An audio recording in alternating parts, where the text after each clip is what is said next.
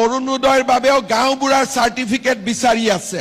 মই আপোনালোকক এটাই কথা কৈছো যে অৰুণোদয়ৰ কাৰণে গাঁওবুঢ়া মৌজাদাৰৰ কোনো চাৰ্টিফিকেট নালাগে, মাত্ৰ ৰেচন কাৰ্ডখন দেখুৱালেই হ'ব।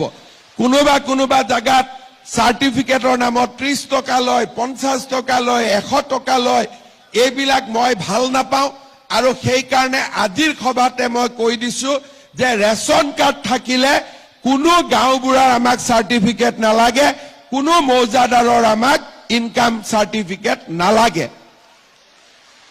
মই চিন্তা কৰি আছো যে ৰেচন কাৰ্ডৰ লগত কিমান লাভ হ'ল এটা এটাকৈ চিন্তা কৰক।